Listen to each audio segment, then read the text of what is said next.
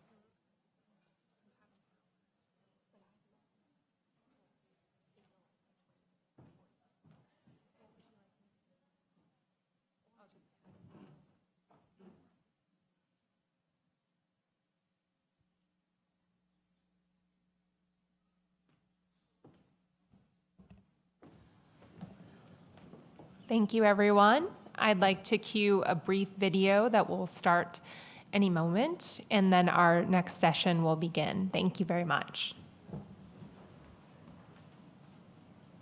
Good afternoon. I wish I could be with you at this Paris-Boston Women's Forum, as I were last week at Singapore for the first Women's Forum Asia, and just a few days before in Boston to meet with decision makers.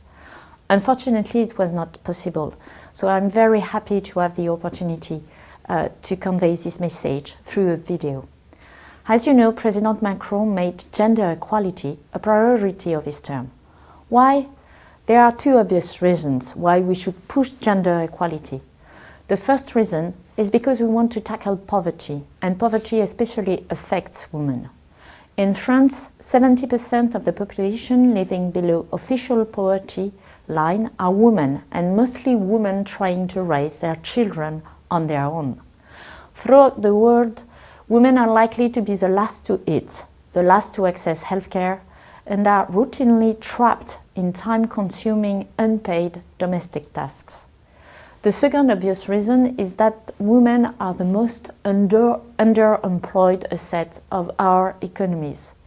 According to the United Nations, increasing the female employment rate in OECD countries to match that of Sweden could boost by over $6 trillion the GDP.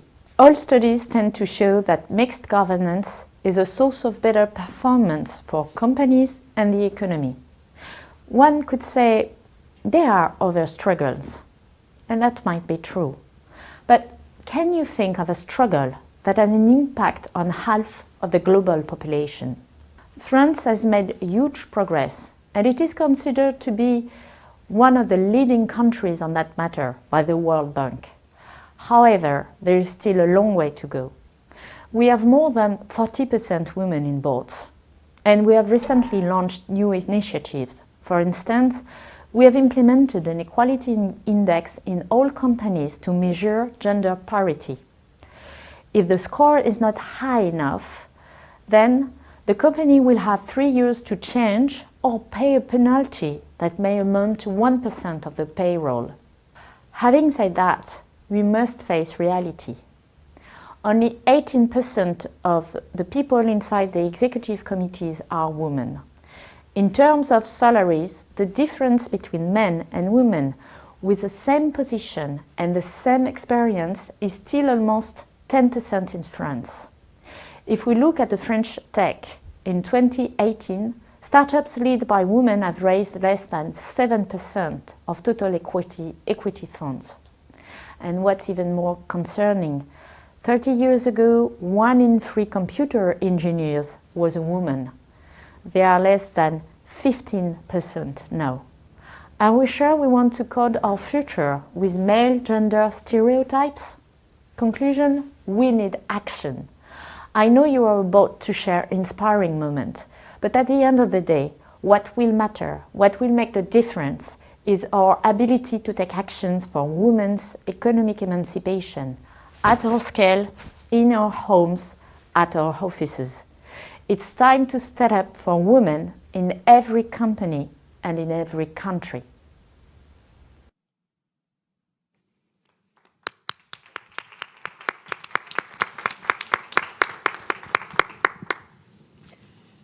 So welcome. I'm very excited to be part of this very distinguished panel here.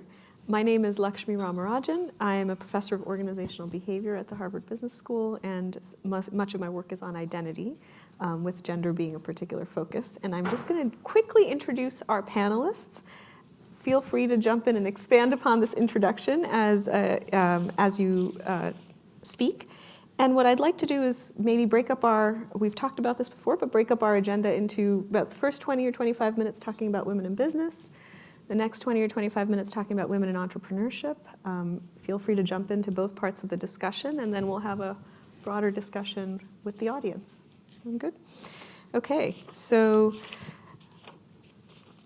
Clément Cazalot. Yes. Is an entrepreneur, angel investor, and startup advisor. He's currently the managing director of Techstars Boston and has a long history in the tech and entrepreneurship arena, building new companies both in France and in the US. So thank you very much for being here. Thanks a lot for having me.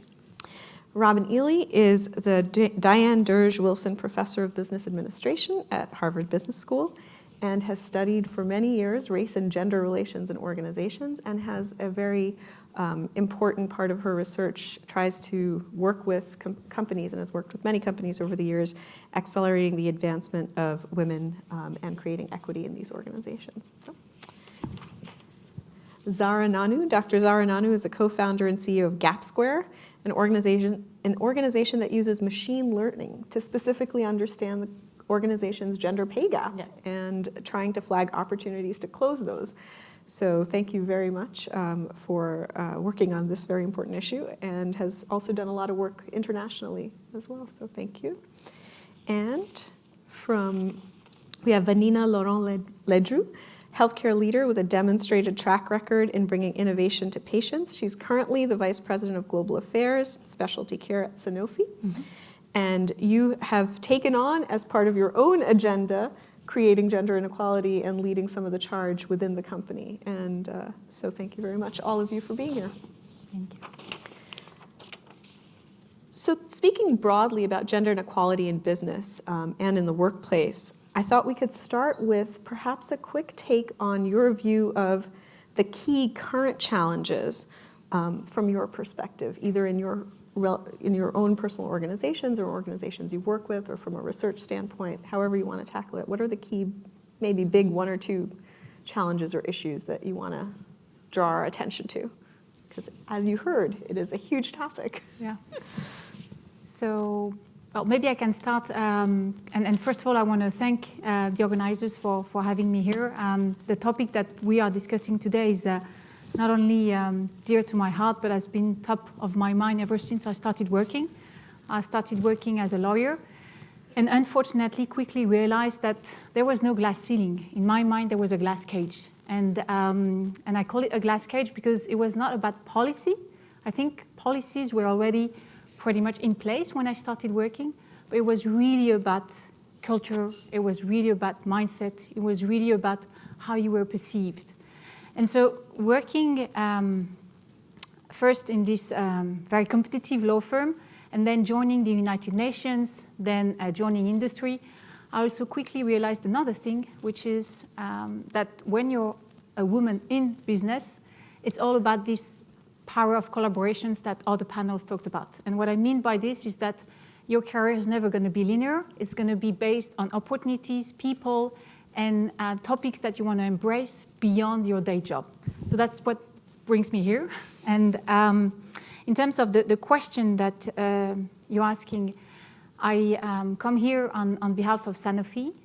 Perhaps two words on Sanofi. It's a global pharmaceutical company, diversified healthcare leader, 110,000 employees in 170 countries. So a very large company with a very different set of people inside the company.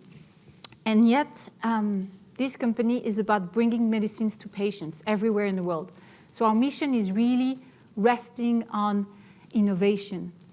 And in the company, the one thing that everybody intuitively knows is that diversity boosts innovation. We all know that we are only getting the drugs that we need to discover and then manufacture and then get to patients if we have very healthy discussions in the labs and then in business meetings.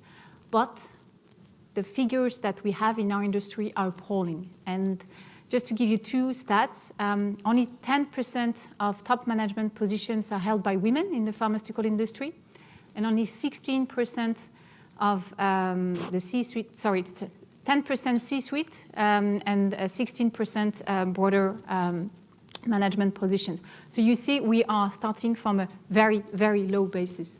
So that's what really is augmenting my passion for the topic. And I will stop here because I want to make sure everybody has a chance to comment. Yeah, I'm obviously going to focus on pay. So we set up Gapsquare about 4 years ago when the World Economic Forum said that it will take 217 years to close the gender pay gap. At the same time, they were releasing reports where they were saying that by 2030, most of us will be in self-driving cars, and by 2030, we will be on our way to Mars. We will be taking care of our health at home with a lot of health tech, and yet when we're there in 2030, we will still be 200 years away from closing the pay gap and achieving pay parity. So I thought, is there any way in which we can start using data and similar technology that is being used to advance other areas of our lives to actually accelerate equality and diversity in the workplace?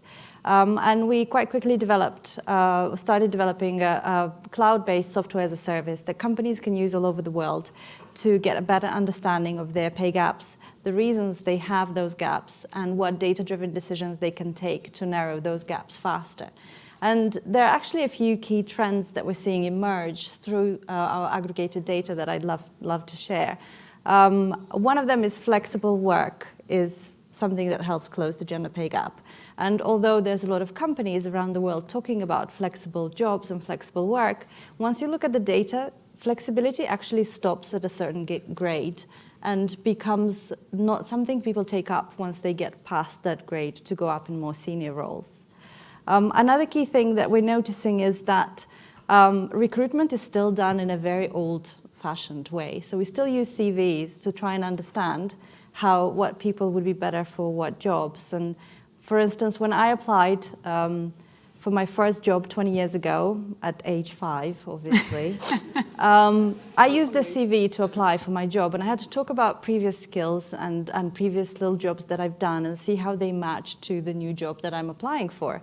And yet right now, if you look at the job market, a lot of the jobs I was applying for then don't exist anymore, and a lot of the jobs on the market right now did not exist 20 years ago. Actually, they didn't exist 5 years ago.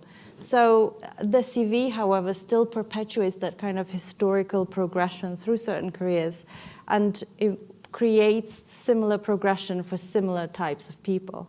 So we see that recruitment and the use of the CV actually perpetuates a lot of gender inequality. If anything, I'd love to see the death of the CV within my lifetime.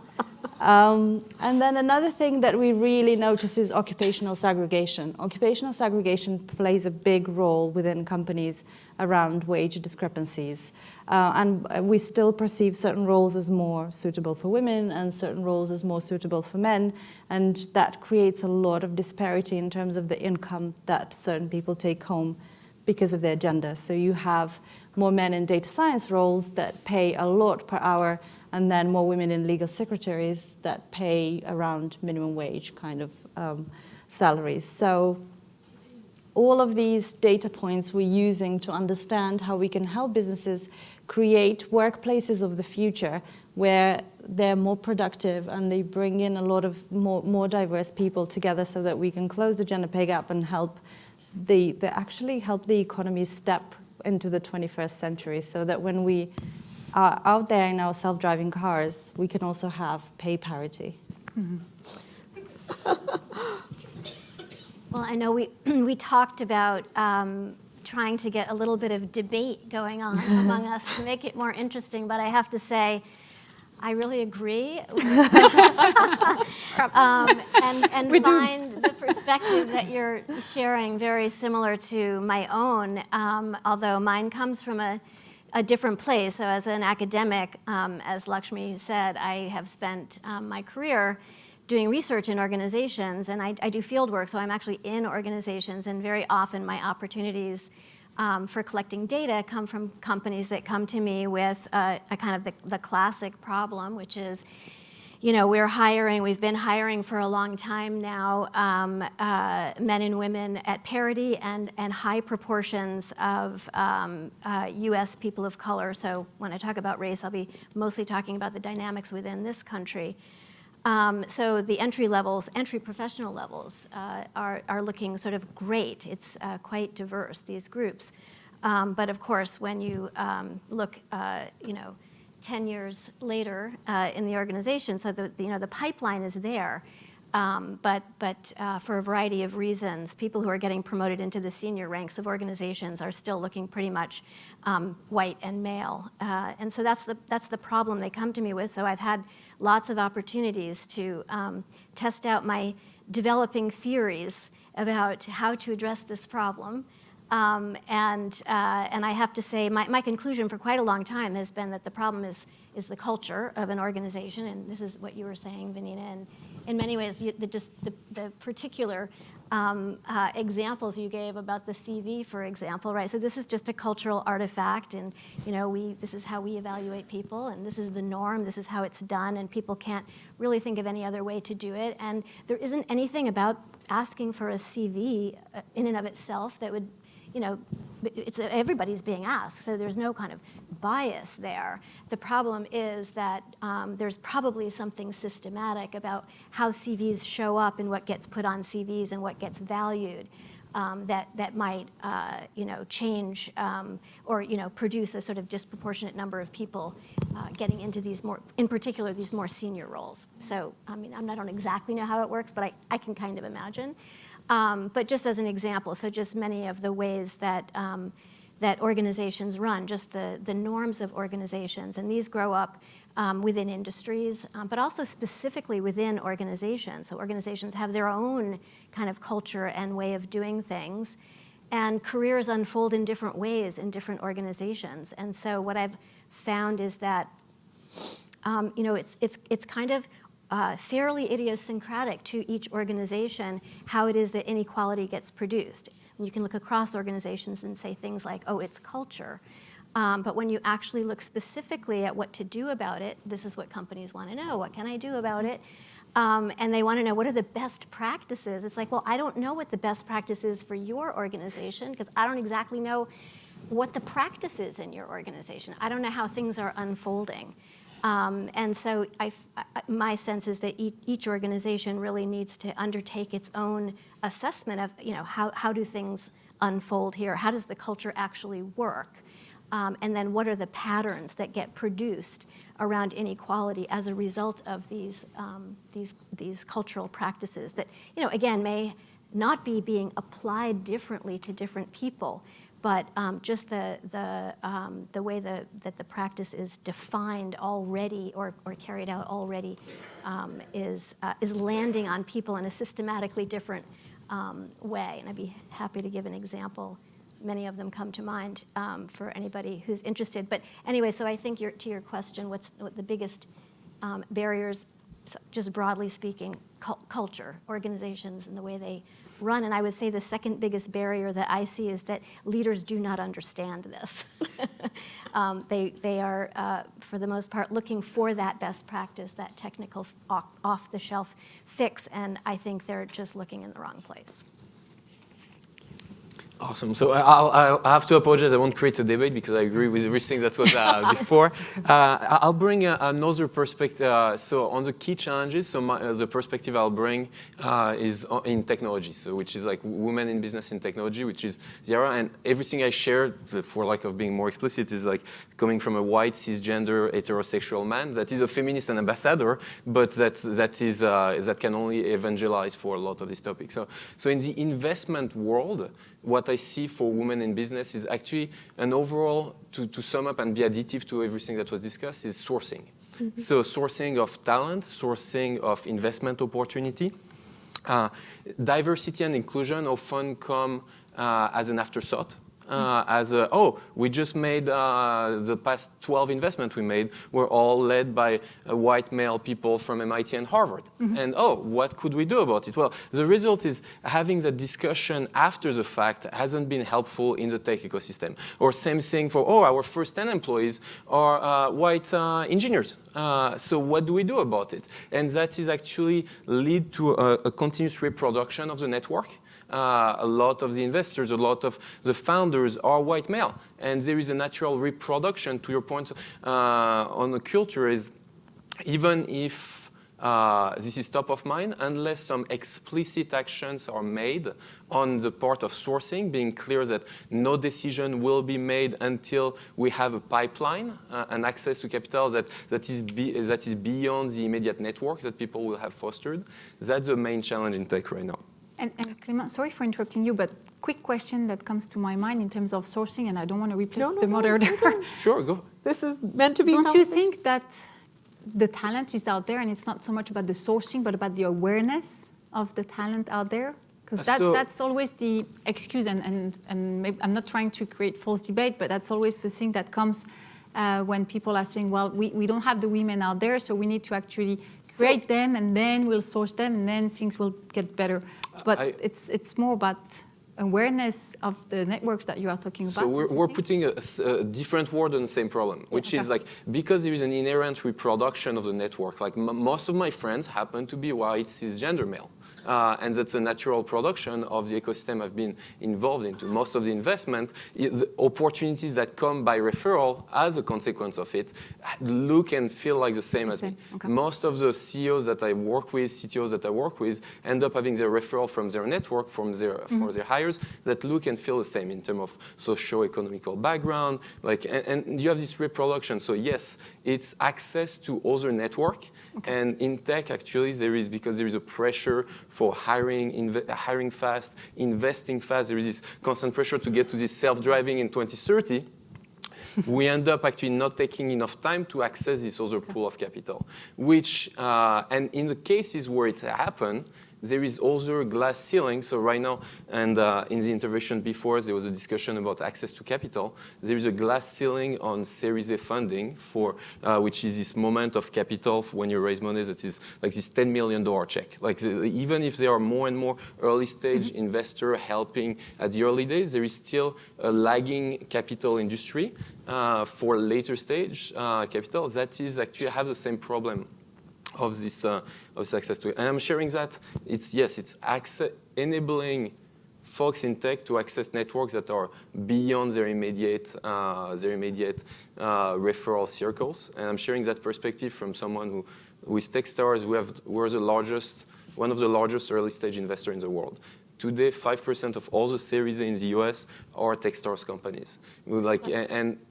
And yet, we see, and we have like front and center diversity and inclusion, we see that even with that, we can and that we have a lot of work to do. When we reach like 40%, 30% of parity in a given class, we invest in 10 companies at a time. So when there is like 3 or 4 female leaders, we almost are happy, because that's shared, and that's far from being perfect, but that is a result of all of us having worked beyond our network. So sourcing in tech or access to capital beyond the immediate circles is our biggest challenge. So just to build on some of this, in fact, I'm going to alter the second question a bit, maybe frame it more tightly to the discussion that we're having. What's coming to mind is, all of you are pointing to some version of this reproduction of culture, reproduction of existing systems, and what's coming to mind is this notion of what kinds of risks do people in your context or people that you've worked with have to be willing to take, whether they're the leaders, the decision makers, the people in power, people who represent the dominant group. What kinds of risks do they have to be willing to take? And what kinds of risks have you seen people take successfully, perhaps, in your settings that could help us move the needle on some of this? I know it wasn't the prepped question, so I'm sorry if you want to go back to that. On my side, I'd like to actually turn the question to show what our leaders have been doing and the risk that they are taking. That they're willing to take. And our new CEO is a white male. The CEO of Genzyme is a white male. But to their credit, they are taking immense risk by doing 2 things. One, I was talking about awareness, and I think Sanofi's executive committee has taken a bold move in that last year we declared that by 2025, 50% of our top 2,000 leaders will be women. And the executive committee is measured on that, and their bonus is impacted by whether or not they're achieving this goal. So that's risk-taking at the leadership level, which I think is very laudable and really is pushing the rest of the organization forward. The second thing I'd like to point out is a program that has been put in place at the initiative of several women, designed for men. And I think that and I'm so happy to have Clément on the panel today, because I think men have to be the best advocates of this, I would not call it a cause, but a topic. And what Sanofi has done is to put together a program called Men Advocating for Real Change, MARC.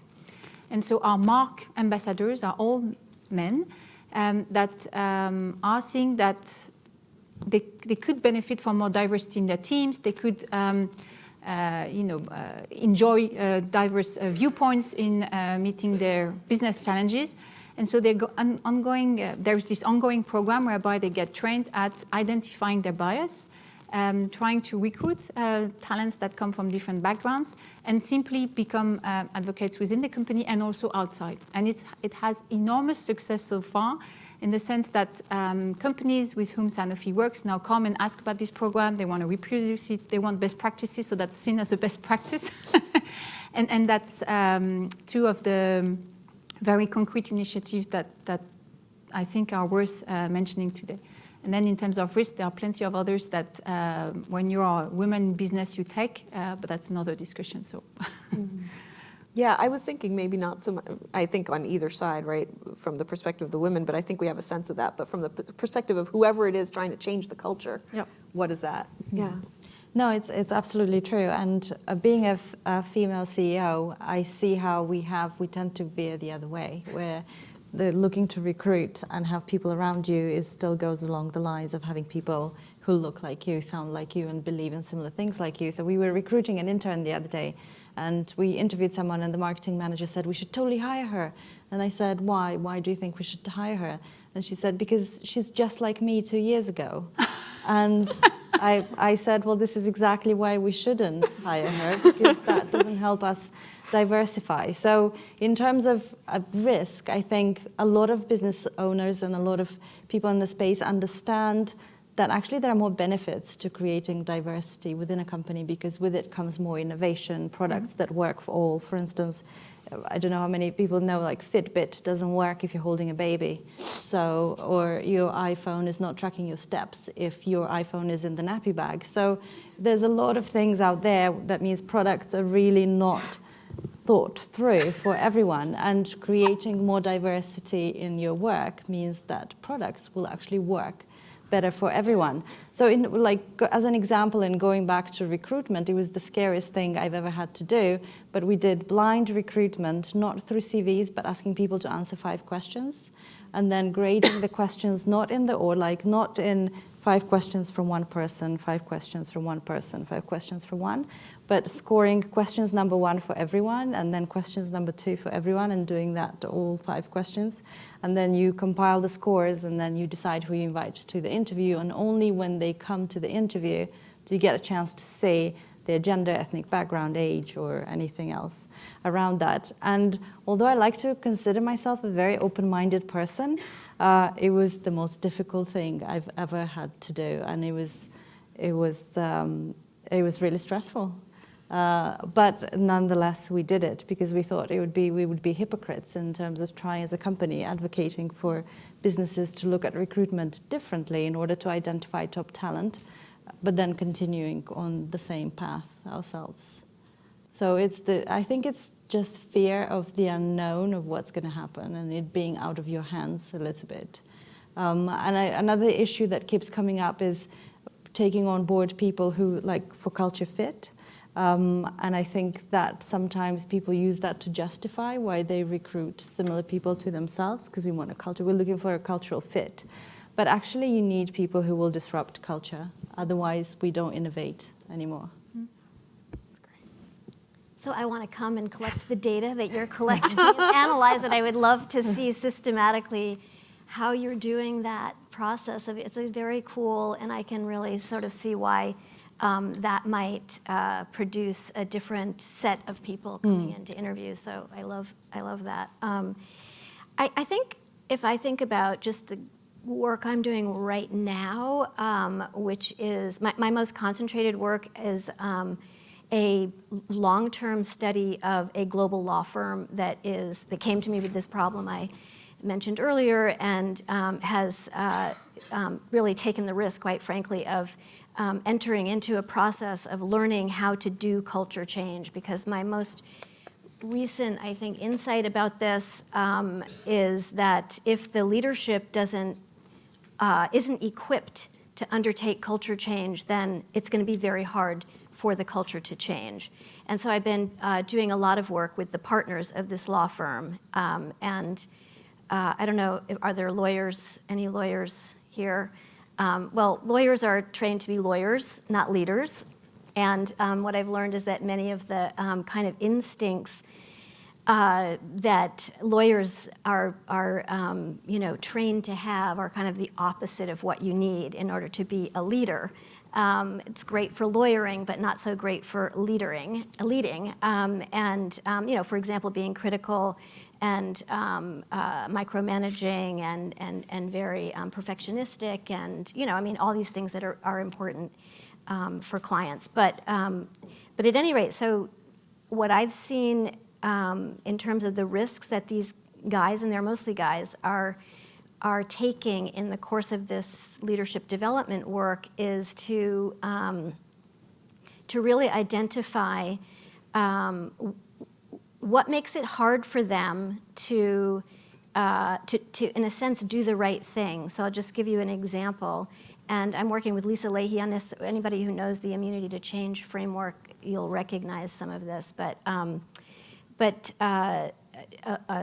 a partner who really wants to be more supportive and developmental, in particular of the women associates who are reporting to him. So this is just his thing that he wants to get better at, and to try to understand, what is he doing that's contributing to the culture more broadly, that's creating systematic problems for women in particular. So what was annoying him, they got on a call, and he just feels like she's not really taking initiative. She's sitting back. She's too passive. And so it's like, you hear all this, like the kind of gender stereotypes around her. And so then he starts looking at himself. Well, what would happen if she weren't like that? Like, what is he doing that might be making it hard for her to behave differently? And when he really looked at himself, what he realized is that he's actually taking up all the airtime. And why is that? Because he has a thing about needing to be the smartest person in the room. Now, let me tell you that most of the lawyers in this firm have a thing about needing to be the smartest person in the room. So it's a kind of taking the risk of really looking at himself critically and understanding that he's actually doing some things systematically in support of himself that those things are getting in the way of his doing the kinds of things that he says he wants to be able to learn to do better. So that's a kind of very micro example. And I do think that that's the kind of, at some point, that is the kind of learning that leaders need to do, very personal, sort of very much how am I getting in the way, how are my beliefs and my assumptions supporting something that's good for me personally, but may not be so good for this project or for the firm more broadly. Awesome. I love the question of like risk to take to be successful to change the culture, like to make it tactical, and I love like aligning compensation and or like having this deep work. The thing tactically that we've seen working, and that is a big risk for business, is to delay hires until you get parity in the pipeline.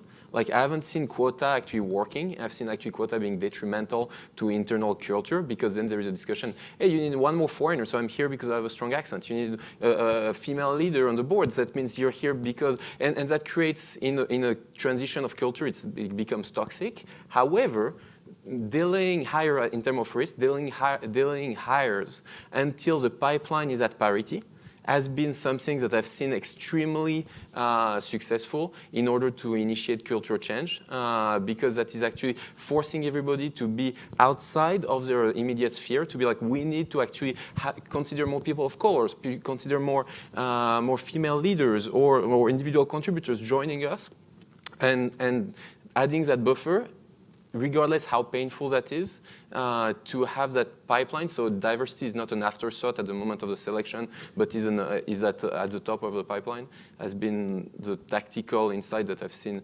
consistently working, regardless of the underlying culture of the company.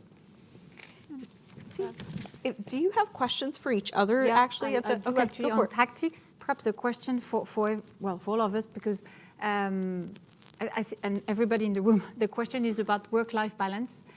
You can only get a pipeline until we also have some tactics to help parents. I'm not just talking about women, I'm also talking about the dads in the room and the dads everywhere.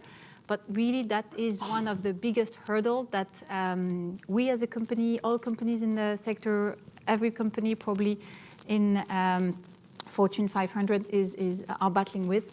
And I was wondering if in tech or academics or in smaller companies, you have some thoughts on that, because Sanofi as a company has put together a number of initiatives. For instance, we are giving longer parental leaves now for people in the US. In Japan, we have extended parental leave to grandmothers, grandfathers, aunts, and uncles, because in Japan, the structure of the family is such that you need the whole family to take care of the baby, otherwise it's just too much for the mother and they don't come back to work. And it's a very well-known factor. In Brazil, it's including parental leave that is also including of the father, which is groundbreaking. But it's not getting where we should be at. So tactics, I'm all for it, because we all need learnings from others. So maybe I can broaden the question a little bit, sort of connecting maybe to what you were saying at the very beginning about the impact of flexibility on the gender pay gap. And I know, some of the work that you're talking about, the deep work on yourself, like there are ways in which there's an entry point, that's the particular thing that you're doing in the organization. And then it sounds like at a broader level, part of what you're talking about is the ripple effects, because the structure of the work practices is also embedded in other kinds of institutions that need to change along with it. So, maybe there are different ways that people want to answer the question if you want. Well, I think just on this, I would flip it and just talk about the whole notion of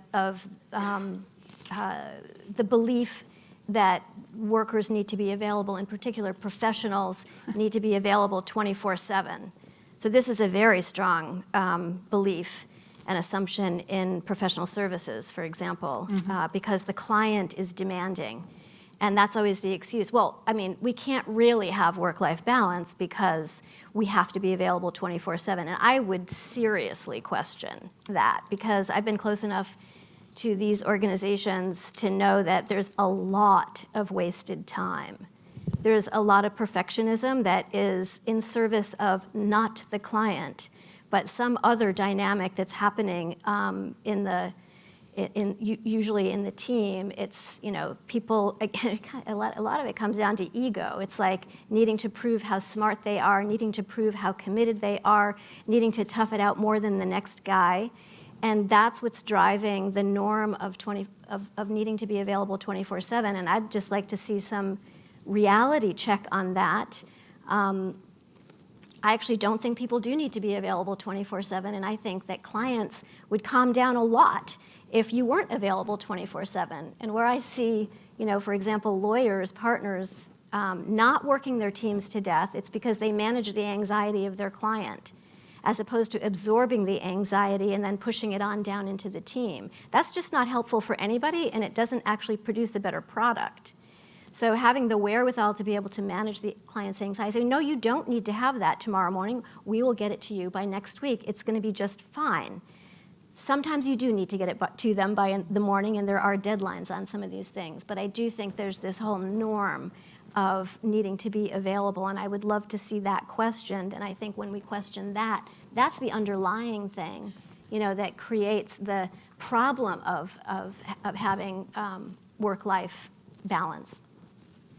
Yeah, I think we're at a tipping point, especially because we have millennials and other generations at the end of the alphabet that I can never remember which X, ones. Y, Z. Yeah. They're very much interested in different workplaces. They are interested in work-life balance. They're interested in a focus on purpose within the workplace that links back to their own personality and their own identities. And we see, especially in the UK, a lot of research emerge about new graduates not being interested in working for large professional services companies, precisely because they see that kind of culture that is not appealing to them, and they don't want to be working 24/7 and be available 24/7. So that has to lead to a change and a shift in the professional services sector if they want to continue to grow and have that talent join their workplaces. Otherwise, we've recruited recently some people in tech, and they've come from a large tech company and have taken a significant pay cut so that they can join our startup. And that is increasingly a bigger and bigger trend. And we have half-day Fridays, and we operate a culture where it's more focused on your productivity and what you produce, but where you produce that and the time it takes you to get there is something that's entirely up to you. So, yeah. I couldn't agree more with you. Like there is regardless of the stage in tech, like I see for white collar workers, I see a direct correlation of work-life quality when we discuss about it, and the clarity of the understanding of the mission vision value of the company. The clearer the goals, the clearer my personal objectives are, the better I'll be able to manage myself, the better I'll be able to actually manage my team and not carry on stress throughout that. And de facto be creating a more inclusive workplace for the younger parents, because you have this you can speak at length about unlimited vacation policies or like that have drawbacks, but that at the very least in a well-defined constraint, like where people understand what this organization stands for, then that has a positive impact. As a second, where there's a lack of clarity on what is the organization stand for, what are the things that really matters, then you start seeing creep up of like 24/7 availability discussion and people on the unlimited vacation never taking any vacation, meetings happening after like pick-up time of the kids because that's a constant chaos. So that's on the white collar side. On the blue collar side, which is funny with tech, like we're able to juggle with both sides of the very paid engineers and like some of the gig economy or others is upfront discussion when there is like upfront discussion of the shift need, and usually that comes around availability and hours, to your point. The companies that are able to include that in the onboarding, understand the needs for people, usually do much better at hiring, actually sourcing, and de facto better referrals of folks. So speaking about hours is usually the key. I might ask us maybe to think about what, there was a little bit of controversy here around whether, I'm trying to stoke a little bit of debate, whether the quotas were the right thing or the wrong thing, is it unlimited vacation, like particular kinds of either actions or solutions you've seen, what one or two bold actions would you, like, because you sort of set it out as, this was a bold demand from the top, right? We have the quota, we're going to align compensation around it, bold action.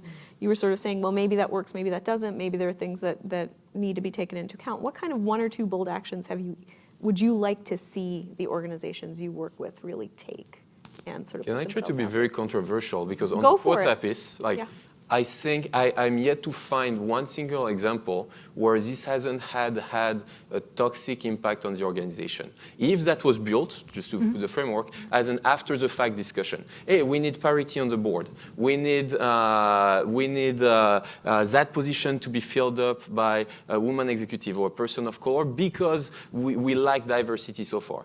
Every time I've seen it brought in that context, the quota, I've never seen it working, at least in tech. However, every time there was a bigger discussion. We want to change. We are growing from a 25 people organization to 100 people organization. We need to discuss about like putting in place procedure to get there, but without giving numbers or for investment. Like we want to be supportive of diversity and inclusion. Thus, half of our investment should be X. I've never seen that working. However, when that was brought in a bigger discussion, for instance, in Techstars, a lot of our top performing companies are led by women. That is awesome. But that wasn't because they were women that they were in. It's because they were the best in the pool of talent, that they deserved everything that was happening. So I have a question. Can I just ask a question? Yeah, Because I would agree totally, you're supposed to be in debate. You're supposed to say no, Clem. I know, but I'm wondering. We're all trying so hard. I always have this question, though. I believe that is absolutely true in the U.S. in particular. I know quotas are so much more, in Europe, we see that as a much more common kind of intervention. I don't think quotas would work in the US, and I think there are lots of downsides to quotas, but I'm curious to know whether you see quotas in outside of the US not working in the same way. So, full disclosure, I live in Boston, despite my strong accent. No, I know. That's why I'm imagining it. You're probably talking about the U.S. And my data points are mostly based on U.S. companies, East Coast. However, what I've seen working in some of our later stage European companies was the idea of all quality being equal and creating a ramp up sometimes. Like, hey, you might not be the best candidate right now. However, either we're going to track you or equip you in order to become that better candidate. So a ramp up of like, we want to facilitate other socio-economical background. I've seen that a lot with actually people of colors work. So actually a lot of that comes back to the US, but if quota is tied to training programs, for instance, or to say like you'll be the absolute best at the job the moment you're in, or you'll be the absolute best investment the moment we went this extra mile, that will be one context where I've seen it working. There is in France the very famous example of Sciences Po, this university in France that created this step-up program to broaden their pool of talent that they were bringing, and to my knowledge, that has been a very acclaimed success. I think perhaps we can take a step back on quotas, because what we have to remember, you referred to the World Economic Forum stat. I think the issue of women empowerment and women advancement has been on the table for, 1,000 years, and in corporate world, maybe 300 years, but it's not been progressing. So I think before putting quotas, and there I would fully agree with you, Clément, we need to build awareness, and we need to make sure that it is to broaden what you call the sourcing or the networks or the talent pool, whatever we want to call it, but it's really to broaden that basis. But then when nothing changes, when year after year you get to the same figure of 10% of top jobs held by women in an entire industry, and I'm only talking about the pharmaceutical industry, but the figures are the same in most Fortune 500, nothing is changing, you need something else. So you still need to build your awareness, you still need to really find your advocates, again with men, and you need to make sure that quotas, or whatever you want to call them, are not antagonizing men, because I agree, this is the effect that it has. You can also have the wrong people in the wrong job at some point in time, but then it is up to the organization leaders to fix that. It requires a lot of courage to say, okay, we said that we would put half of our top 2,000 managers and make sure that these jobs are held by women. Half of these jobs are held by women. We made some mistakes, let's correct them. It requires a lot of courage, but that's what needs to happen if we really want the situation to change. So that's where I think we've seen it working in politics in Norway, in France, and we've seen it working in boards in some of those countries as well. It's again, just getting you that extra shot, if you wish, of caffeine, and then we'll all can drink caramel macchiatos or whatever for the years to come. But it's really, for me, a band-aid that is not designed to last and that will not be perfect, and everybody must admit it at the very beginning, including the women that will be in those jobs. And finally, what I'd like to perhaps correct, at Sanofi, we are not talking about quotas. It's first opening up the talent pool and then making sure that you have the right talent pool to fill those jobs. But I want to make sure that we discuss about quotas. I do want to keep us a little bit on track in terms of time and make sure, Zara, if you have anything to say on this, that your voice gets in, and then maybe slowly start shifting us along the same lines, but more to the entrepreneurship conversation. And also to make sure that people in the audience, if they want to say anything. Yeah, just quickly to add to Robin's point from earlier, our key point is about making sure companies take decisions around this that work for them and for their culture. And there is no one size fit all, because sometimes you have companies thinking, oh, we need to do awareness raising, or we need to recruit more women in the IT department, and perhaps that's not something that will work for you right now at this point in time. So this is why it's really important for companies to have ownership on that. And conversations around quotas and targets and actions actually create a bit of a stalemate in companies, and then there's no movement at all because everybody's afraid of taking any action because it will antagonize one side or another, which is why what we've seen works is a focus on data, because once you see your numbers right now in terms of representation of men and women across different roles, across different job levels, across different departments, and also the differences in pay, then that starts becoming a bit more real, and then you can start focusing decisions around that. Yeah, and actually just to tie some of this together, it might be that, yes, there is no single, obviously no single solution that works for every company or even departments within companies, and they're very idiosyncratic. So it might be really worth saying what you're engaging in is an idiosyncratic learning experiment, right? So I'm going to look at what works in my context, find a way to get that to take hold in my context, see if that's going to work and shift anything or not, and keep going along. To go back to what you were originally saying about, what do we need to do at a culture level? We need to learn how to change it through these small experiments and find a place where you can take hold. So I want to shift the conversation a little bit to specifically the entrepreneurial domain, and whether there are particular challenges or strategies. I'm going to just try and combine some of these questions at the level of the entrepreneurial ecosystem that you think might be really important either to put forward that we haven't really talked about, that are specific to the entrepreneurial ecosystem, and how we might think about tackling that. I mean, I can certainly bring the perspective of a female entrepreneur in tech. And initially, when I came into the sector, I felt quite fierce, and I thought, I could do this, it's easy. And just to put it into perspective, my background is not tech. So when I was graduating from high school, if anyone would have told me that by age 40 I'll be doing statistical regression models, I would have laughed in their face and said, there is no way I come anywhere near maths, and yet here I am. I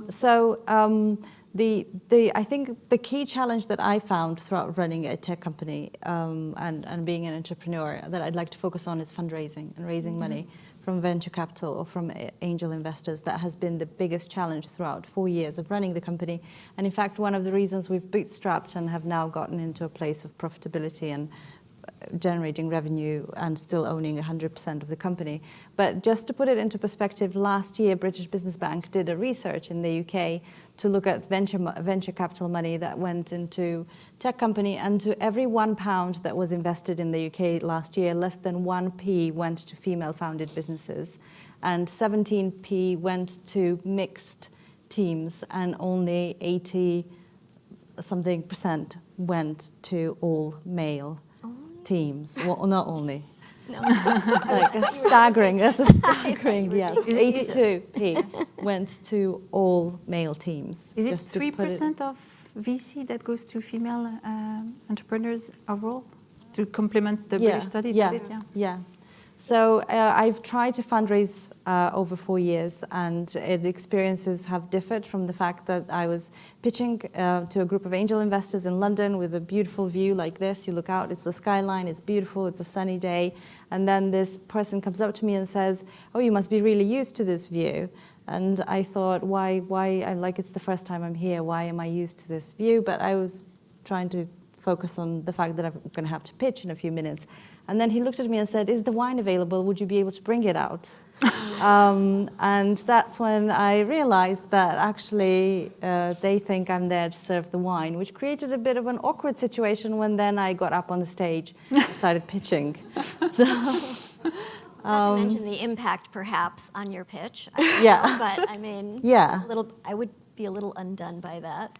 Yeah, assumption. and then I was in New York a couple of months ago, and I met this amazing woman who did her PhD at Columbia, Dana Kans, and she's focused specifically on raising venture money for people in tech. And she wrote a paper called "We Teach Men Not to Lose." We teach men to win and women not to lose. Yeah. And her, the conversation I had with her was eye-opening in terms of men and women pitch the same for investment. When they pitch the same.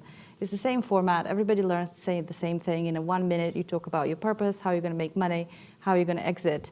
The key difficulty is then in investors ask men different questions than women. So they ask men positive reinforcement questions, and then they ask women defensive questions. So women constantly have to defend their business and how they work their cash flow and how they're going to generate revenues, whereas men can talk about the bigger vision, the hope for growth, how the market's going to grow, and how they're going to get a bigger share of that market. So it's, I mean, from this point of view, being a female entrepreneur in tech, it's been really tough.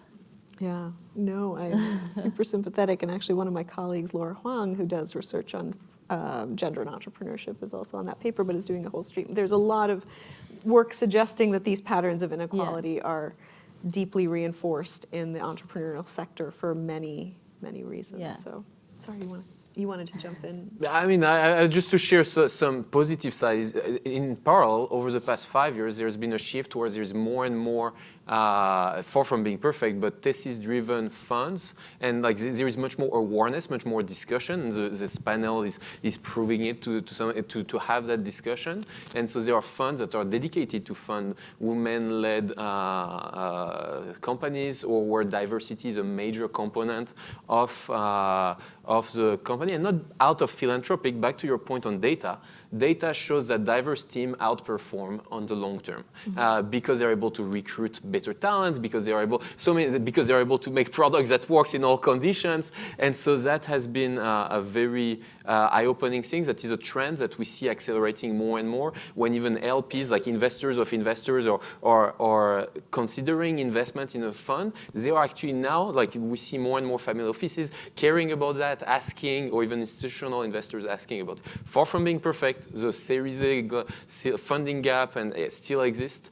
The 3% can be slice and dice, but whichever is that's still way too low. But so that's like the slimmer of hope that there are some intrinsic change that are happening. That I'm really happy in the funding in the entrepreneurship side. Perhaps one data point: if you ever spend time with early stage companies, like if data shows, and we've seen that at Techstars over and over, if before the 10th employee there isn't a significant, and by significant, more than 20%, meaning more than 2 employees that are something else than the majorities and white male, then usually these are companies that will never bring diversity or will have an extremely hard time bringing diversity. So this first 10 employees culture setting moment has been over and over proven by the data. I know you wanted to jump in. Perhaps I'll comment, obviously not from the point of view of an entrepreneur, but an intrapreneur, because I think in large companies, it is equally important to work on the topics that you strongly feel passionate about, or that you think you can have an opportunity to change. And of course, diversity and inclusion is one. What I'd like to mention is that I meet with a lot of entrepreneurs through different channels, and all the female entrepreneurs that I meet keep referring to your experience, Zara, basically. And we need these female entrepreneurs to be successful, because then we either buy their companies or work with them in our industry. And one thing that I find quite appalling is that we always want to mentor women. And all the female entrepreneurs I either work with or discuss with, they tell me, oh, but it's great. Sanofi, for instance, we are sponsoring the HBA Gender Initiative Collaborative. We are giving $250,000 to a life sciences Center of Massachusetts initiative to coach these female, but also give them mentoring. And in Sanofi, I'm like, really, mentoring? It's not just about mentoring. These people, these females are equally equipped as male. What they need is sponsoring, either internal sponsoring in companies or outside, to, again, expand those networks, make sure that we are not replicating the paternalistic vision of, well, we're going to mentor you and maybe in 10 years' time, we'll give you $50,000. Well, clearly this is not going to make a change. So it's really about making a change now and working on, we all said it's a cultural change, but you can change culture more quickly than one can think. And no more mentoring, please. I just want to comment on that. So there's a Harvard Business Review article that talks about how women are over-mentored and under-sponsored. Well, there you go. I'm not even sure. I'm actually not sure they're actually over-mentored. I think they have a lot of mentors. I'm not sure what the mentors are doing exactly. Based on my research, they're not actually meeting with their mentees. But anyway. Yeah, it's true. But it's also, I hear what you're saying, and I think just back to your question about risk. I think that when you agree to mentor somebody and you actually do take it up seriously and you get invested in, what this person's experience is, and you process things and all the things that a mentor does and sort of creates a safe space for you to fail, et cetera. Very, very important. But the thing that sponsors do is much more risky, because when you're mentoring somebody, you're really creating a relationship. I'm not saying that there isn't risk involved, but that's kind of almost a private thing, where sponsoring is really about taking your network and sharing it with people who are not already in it. What that means is that you're kind of putting your reputation on the line, and you may not know this. If it's in an entrepreneurial situation, you may not know this young woman entrepreneur all that well, but the sponsoring is like, I know enough to know that I want to support her. That's kind of how it happens. We don't need to know the people we sponsor all that well. We just, we kind of take it for granted that they're good, partly because they look like us. And so that's the challenge, is to really take the risk of extending our networks to people that we don't actually know all that well and can't feel like we don't know all that well, right? Because they're different from us.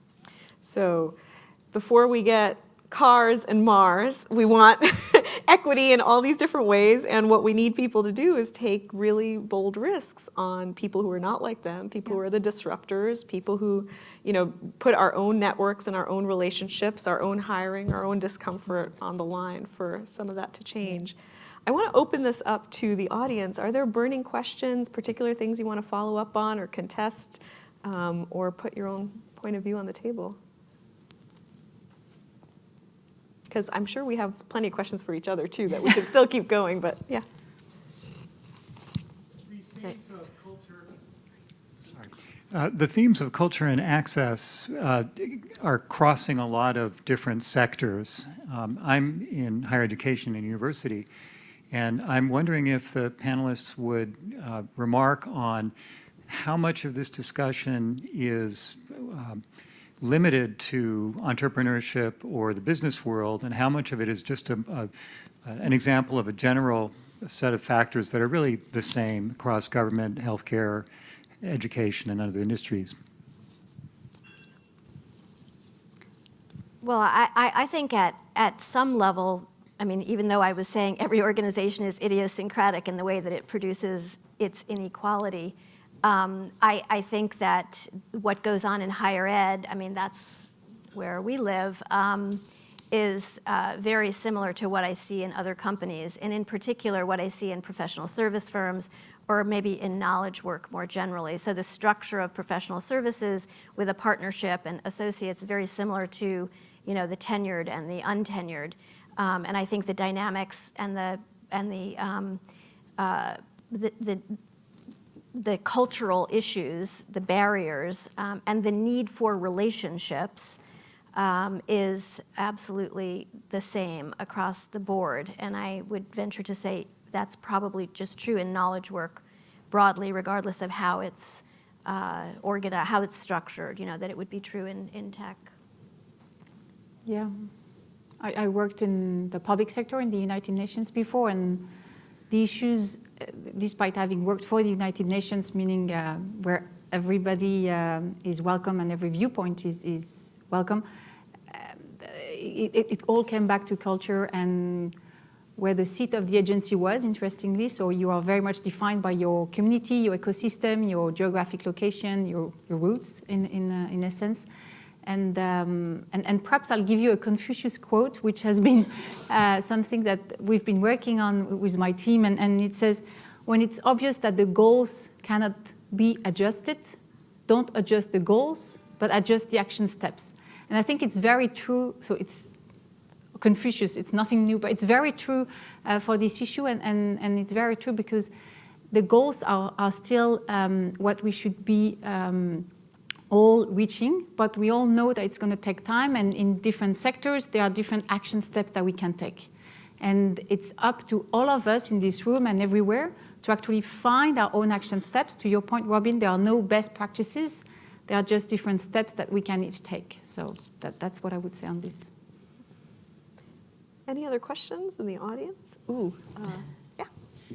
Hi, my name is Stella. I'm one of the mentored emerging leader. I'm actually at the Harvard University School of Public Health and one of the Women in Global Health Lead Fellows. And also sponsored to be here. And actually, I look forward to this mentoring experience because this is going to be my first time that someone is mentoring. So it's just going to be interesting. And I'm sure that this is going to be, investment in me to be able to do something else for other women too in my position. And I think, it probably, like from a systemic view or because it has been just one option on the table, it has been kind of a bit, too much of a beaten path. But for some regions, think that it's something new. So don't just write it off completely from the menu of options. The other thing that I wanted to comment on is that, as part of this fellowship, I'm taking a class at Kennedy School talking about adaptive leadership. And you know from whom, right? Yes, I do. And when you say organizational culture, I actually think it's not organizational. Because your stats, regardless how you do them, they show the same thing every time. White male in leadership position, and so many percentage of women, regardless of organization. So I don't think that each organization will find its way to address that. It has to be structural at a higher systemic level. It cannot be, just a level of organization. And as you say, you've done all these things and you're still there. You have targets, but it's not moving, right? So, it seems that we are kind of sitting on the same kind of problem. And when you just, mentioned adapting the action steps, one thing that I challenged my class was to say, for example, I'm a director of an organization. I'm going to a meeting with a minister of health that I know he's super, sexist in terms of how he perceives my credibility. What can I do? I have a few options. I do many things. I will, get some experts. I can go myself. I can go with civil society to be the voice. But once I tried something else. I just brought in a man with me to that meeting. And that completely changed the dynamic in terms of convincing the minister to do what I wanted to say. And I feel that I made the situation the way I wanted. I didn't give in to the situation. That's adapting to something that will not change overnight. I can go and challenge his sexist views, but I have only 20 minutes to make my point. So, sometimes you use these non-traditional ways to do things. Yeah. And but when you say this to, people who just finished school or undergrad, they feel that I betrayed the cause, and I don't think that is a type of intervention that actually is betraying the cause. As you're saying, you're using men as advocates. And the person coming to me, he was exactly knowing what he's doing and why. So I think we need to think innovatively about this.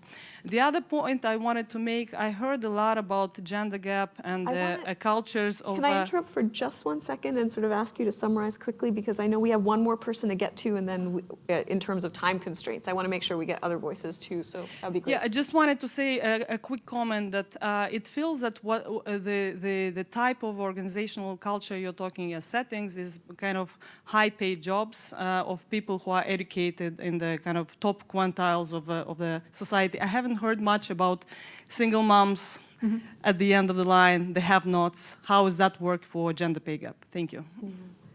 I think really, thank you very much for all of those ways of framing a lot of our discussion in terms of the boundaries and things that we need to think about. Hi, everyone. My name's Mia, and to give that perspective from the Generation Z millennial, I'm an undergraduate student here at Northeastern University and really passionate about encouraging more women to enter this space, the entrepreneurial ecosystem, whether at Boston or wherever their education and passions may take them. But one thing I have questioned that I posed to the four of you is that at Northeastern specifically, I focus on helping students, primarily women, develop those softer skills necessary to be an entrepreneur and necessary to be an innovative thinker. And then I also see the benefit that comes by posing entrepreneurship in an interdisciplinary light. So my question to you four is, what do you think about the change in those softer skills being necessary in your workplace? And then also, what do you think is the benefits of having those interdisciplinary thoughts and activities in your respective organizations? Do you each want to take maybe, anybody wants to take a quick stab at it? And maybe if you have a quick closing comment while you're at it, we'll do that. I'd take a point at the lower paid roles because we deal a lot with that. And so in the UK, the government has introduced legislation that requires companies with 250 employees or more to report on an annual basis on their gender pay gap. So they have to report on what the gap is in pay between men and women, and then the distribution of their workforce across 4 quartiles. So you look at the lowest pay quartile, 2 middle quartiles, and then upper quartile. And what we see systematically is a lot of clustering of women in the lower quartiles and very few women actually making it into the top quartile. And a lot of companies that we're reporting that have actually subsequently outsourced a lot of the lower pay jobs to other companies so that they no longer have to report on the kind of that part of their population. So they outsource cleaning services, they outsource catering, they outsource a lot of the lower paid jobs. And it is increasingly an issue, and we've seen smaller companies pop up around the UK that keep their workforce under 250, so there's no need to ever report on anything, and they just continuously employ people in those roles. And then you also have the gig economy, where a lot of the people are actually not employees of a certain company, and therefore that company doesn't even have 250 employees to report on. And you have, again, a lot of, in some cases, women, but also men that are trapped in the whole cycle of poverty and in those kind of lower paid roles that become even more undercover and underreported. And yeah. Push for transparency is that was a pushback. Are there any comments on the sort of interdisciplinary thinking that we want to address before we close? Yeah. On the entrepreneurship side, like if that ever comes up as a discussion, I would share like there is more and more first round as a thought leader in New York, Victorious Capital, so many others have shown that diverse team outperform over and over, and diverse in terms of skill set. And so, which means suddenly bringing that perspective on the early stage, and in the context of Northeastern helping early stage companies, so sub 1 million in revenue, sub 100,000 in revenue, putting everything together, that like everything you shared, 100%. Right now there is a push to fund more founders that are bringing not only the technical background, but bridging it with or technical computer science, but bridging it with bio, bridging it with business and marketing. And so any any founder that presents this DNA is going to be considered higher in the overall ecosystem. And so any female founder presenting that is going to also, even if that starts like a few because of unconscious bias that we discussed, that she's de facto being going to be considered higher in the discussion and debrief about her specific skill set, because this is something that is extremely high valued. So the more our system does and the more you do with WISE, the more that's going to work well. Yeah, and on those soft skills, or as Susan called them earlier on, affective skills, which I liked very much. I think, of course, these are more and more valued, I think, in every sectors of the economy, but very much in our industry as well. It is well known that to evolve from an expert to a manager to a leader, what will make the difference is only based on soft skills. And to be truly a leader, you have to first know yourself, and that means really master the art of listening to people to better know yourself, and then, of course, develop the skill set of understanding then the other's viewpoint. So it's all based on that, and the more you can encourage your WISE students and colleagues to hone these skills very early on in your careers, the more successful you will be, in my mind. And in closing, perhaps to address the other question, I talked about steps. I think it's very important to understand that the goal, in my mind at least, is not to create diversity for diversity's sake. We will never change organizations if we are only focusing on just creating diversity for its own sake. The goal is really to create an inclusive culture that can then be measured by diversity. As Clément and everybody in the panel commented on, we all know and we all have tons of data to show that companies are, and societies in general are much more performant when they have diverse teams. So that is where I'm resting my case. Is there anything else anyone would like to say in closing? Or you? Yeah. So I would like to thank our distinguished panelists for such a rich and insightful discussion, and for the for the audience questions and comments.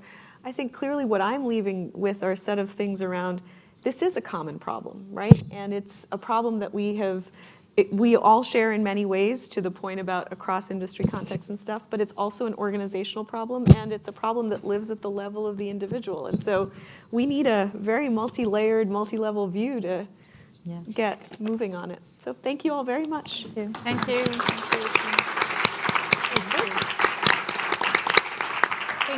Thank you, everyone. There's coffee and cookies if you want to have some refreshments before the last session of the day. Thank you.